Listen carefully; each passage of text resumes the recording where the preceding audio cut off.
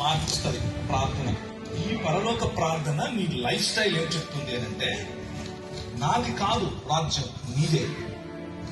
నేను కాదు ఇక్కడ కింగ్, నువ్వే. మహిమ నీది, ప్రతాపము నీది, రాజు నువ్వు.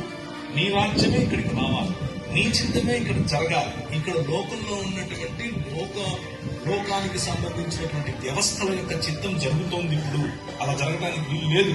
దానికోసం నన్ను వాడుకో అని చెప్పడం ప్రార్థన. ప్రార్థనలో రోజుకు పట్టిన అన్నం ఉంటుంది. మాకు కావాల్సిన అన్నం కావాలి, ప్రజలకు అన్నం కావాలి, అన్నం పెడతావా? నేను నన్ను వాడు, నేను పెడతాను.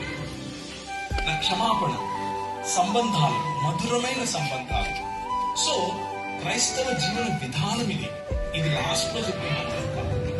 లాస్ట్ లో చెప్పే మంత్రం కాదు అని చెప్పినంత మాత్రాన దీనికున్న వెయిట్ తగ్గకూడదు. ఈ రోజుల్లో ఇవాంజలికల్ సంఘాల్లో ఉన్నటువంటి పిల్లలకు ఈ పరలోక ప్రార్థన కూడా రాదు. వాళ్ళు ఏదైనా క్రిస్టియన్ స్కూల్కి వెళ్తే చెప్తారు.